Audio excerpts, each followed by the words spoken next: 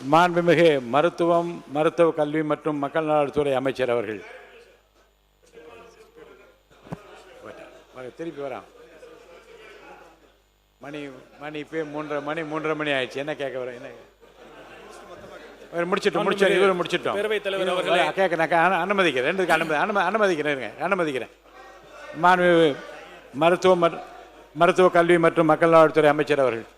மாண்புமிகு பேரவைத் தலைவர் அவர்களே, அமைச்சர் பெருமக்களே மற்றும் சட்டமன்ற உறுப்பினர்களே, நல்ல மைக்கிட்ட வந்து பேசினால உங்கள் அனைவருக்கும் த டெம்பிள் ஆஃப் டெமோக்ரஸி என்று அழைக்கப்படுகின்ற மக்களாட்சியின் ஆலயமாக விளங்குகின்ற இந்த பேரவையின் முன் நம் இந்திய அரசியலமைப்பு சாசன சட்டத்தை வணங்கி பணிவோடு வணக்கம் செலுத்தி சட்டமன்ற உறுப்பினராக என் முதல் உரை மற்றும் மானிய கோரிக்கை மீதான விவாதங்களுக்கு பதில் உரையும் கொடுக்க விரும்புகின்றேன். மாண்புமிகு பேரவைத் தலைவர் அவர்களே, அனைத்திற்கும் முன்னதாக என்னுடைய இந்த இருக்கை, இந்த பொறுப்பு, இந்த வாய்ப்பு ஆக எல்லாவற்றிற்கும் காரணமாக இருந்தவர்களை நன்றியோடு இந்த அவையில் நினைவு கூறுதல் ஒரு சட்டமன்ற உறுப்பினராக என் கன்னி பேச்சுக்கு கண்ணியம் சேர்க்கும் என்று நம்புகிறேன்.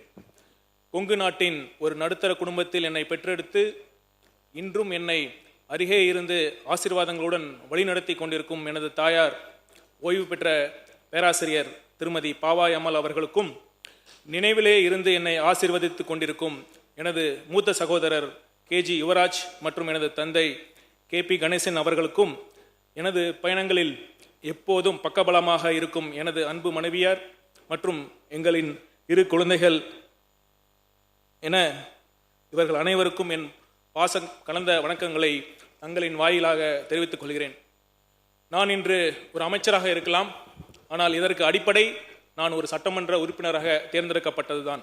அதற்கு காரணம் என் மேல் நம்பிக்கை வைத்து எனக்கு வாக்களித்து வாய்ப்பளித்த மல்லசமுத்திரம் அருகே கோட்டப்பாளையம் என்ற என் பூர்வீக ஊர் அமைந்துள்ள திருச்செங்கோடு தொகுதி மக்கள்தான். ஆணும் பெண்ணும் சமம் என்ற பாலின சமத்துவ கோட்பாட்டை முதலாக மொழிந்த பண்பாட்டு தொன்மை வாய்ந்த அருள்மிகு அர்த்தநாரீஸ்வரர் திருக்கோயில் அமைந்துள்ள திருச்செங்கோடு தொகுதி மக்களுக்கு என் மனதின் ஆழத்திலிருந்து நன்றியை உரைத்துக் கொள்கிறேன்.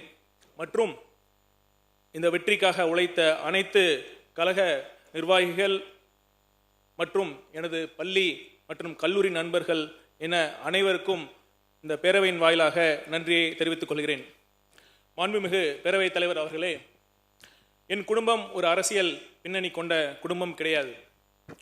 முதல் தலைமுறை பட்டதாரி என்பது போல நான் ஒரு முதல் தலைமுறை அரசியல்வாதி.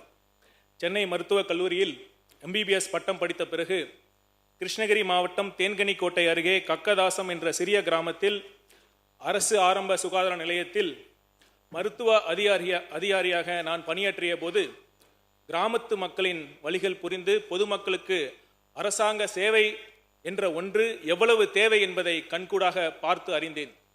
அதன் பிறகு IRS அதிகாரியாக பல மாநிலங்களில் 15 ஆண்டுகள் பணியாற்றிய போது ஏழைகள் 100 ரூபாய்க்காக போராடும் நிலையில் அதிகாரத்தின் காரணமாக ஊழல்வாதிகளின் காலடியில் கோடிகள் கொட்டப்பட்டு நாட்டின் பொருளாதாரமும் மக்களின் நல்வாழ்வும் எப்படி பாதிப்படைகிறது என்பதை அறிந்து தெரிந்து கொள்ளும் வாய்ப்பை பெற்றேன்.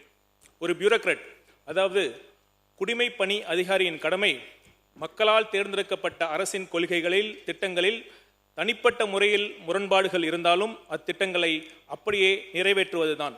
அப்படிப்பட்ட முரண்பாடுகளை நானும் எதிர்கொண்டு இருக்கின்றேன். என் IRS பணியை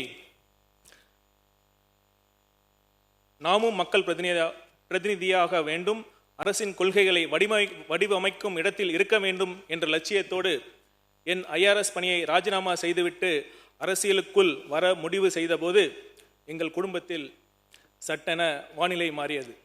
ஒரு நிரந்தர அரசு பணி, அதுவும் இந்திய குடிமை பணியில் உயரிய பதவி, அதிலிருந்து சவால்கள் நிறைந்த பொது வாழ்க்கை, ஒருவேளை தேர்தல் முடிவுகள் வேறாக இருந்தால் என்ன செய்வது என பல்வேறு கேள்விகள், ஒரு நடுத்தர குடும்பத்திற்கே உரிய கவலை, பதற்றம், அதனால் உண்டாகும் கோபம் என அனைத்து உணர்ச்சிகளையும் அனுபவித்த தருணம் அது.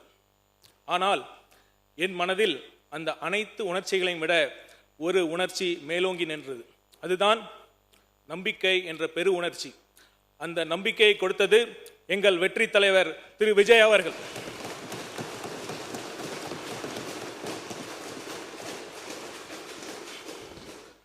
பலர் என்னிடம் கேட்டார்கள், எப்படி துணிச்சலாக ராஜினாமா செய்தீர்கள் என்று.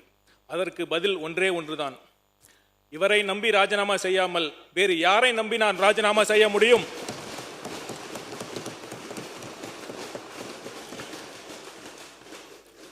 மாண்புமிகு பேரவைத் தலைவர் அவர்களே, ஒரு நல்ல தலைவருக்கு தேவையான அடிப்படை பண்பு மக்களுக்கு நல்லது செய்ய வேண்டும் என்ற எண்ணம்தான். இன்டென்ஷன் மேட்டர்ஸ் என்று ஆங்கிலத்தில் குறிப்பிடுவார்கள். 2000 ஆண்டுகளுக்கு முன் கடலூர் மாய்ந்த இளம் பெருவழுதி பாடிய புகழ்மிக்க புறநானூற்று பாடல் வரிகளை நான் மேற்கோள் காட்ட விரும்புகிறேன். உண்டால் அம்ம இவ்வுலகம் இந்திரர் அமிழ்தம் ஏவதாயினும் இனிது என தமியர் உண்டலும் இளரே தமக்கென முயலா நோன்தால் பிறர்க்கென முயலுனர் உண்மையானே. மாண்புமிகு பேரவைத் தலைவர் அவர்களே, தனக்கு கிடைப்பது சாவாமை தரும் அமிர்தமாகவே இருந்தாலும் அதை தான் மட்டும் உண்ணாமல் தமக்காக வாழாமல் பிறருக்காகவும் இந்த சமூகத்திற்காகவும் உழைக்கும் மாமனிதர்களால் தான் இந்த உலகம் இன்றளவும் நிலைத்து நிற்கிறது என்பதே இந்த பாடலின் பொருள். மாண்புமிகு பேரவைத் தலைவர் அவர்களே, இந்த புறநானூற்று பாடலுக்கு வாழும் இலக்கணமாக திகழ்ந்து கொண்டிருக்கிறார் நம் முதலமைச்சர் அவர்கள். எண்ணம் மட்டும் இருந்தால் போதுமா? தேர்தல் அரசியலில் வெற்றி பெற நல்லவனாக மட்டும் இருந்தால் போதாது, வல்லவனாகவும் இருக்க வேண்டும்.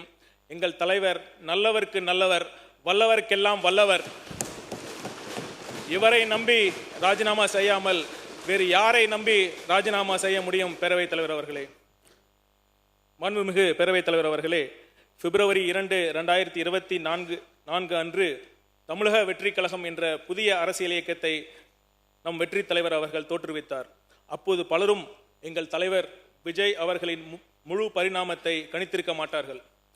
சினிமா ஹீரோ தானே, அவருக்கு நாட்டு நடப்பை பற்றி என்ன தெரியும், மக்களை பற்றி என்ன தெரியும் என்றுதான் பலரும் தவறான எண்ணத்தில் இருந்தார்கள். வரட்டும் பார்த்து கொள்ளலாம், இருக்கவே இருக்கு பிஜேபி பி டீம் என்ற ஆயுதம் என்று அலட்சியமாக இருந்தார்கள். ஆனால் தலைவரின் முதல் மாநாடு பிறப்புக்கும் எல்லா உயிர்க்கும் என்ற கோட்பாட்டை அடித்தளமாக கொண்டு மதச்சார்பற்ற சமூக நீதி என்ற கொள்கையை வகுத்து கொடுத்து தந்தை பெரியார், கர்ம வீரர் காமராஜர், அண்ணல் அம்பேத்கர், வீரமங்கை வேலுநாச்சியார், மக்கள் சேவகர் அஞ்சலை அம்மாள் ஆகியோரை கொள்கை தலைவர்களாக முன்னிறுத்தி தம்மை பற்றி தவறான மதிப்பீடு செய்தவர்கள் எல்லாம் விக்கித்து போகும்படி விக்கிரவாண்டி மாநாட்டை ஒரு கொள்கை திருவிழாவாக நடத்தி காட்டினார் நமது தலைவர் அவர்கள். மாண்புமிகு பேரவைத் தலைவர் அவர்களே, இன்னும் 100 ஆண்டுகள் கழித்து தமிழக அரசியல் வரலாற்றை வரலாற்று ஆசிரியர்கள் எழுதும் பொழுது விக்கிரவாண்டி மாநாட்டை ஒரு முக்கிய மைல்கல்லாக குறிப்பார்கள். ஏனென்றால் அதுவரை மக்கள் செல்வாக்கு இருந்தவர்களுக்கு கொள்கை தெளிவு இருக்கவில்லை, கொள்கை புரிதல், கொள்கை ஆளுமை இருந்தவர்களுக்கு மக்கள் செல்வாக்கு இருக்கவில்லை.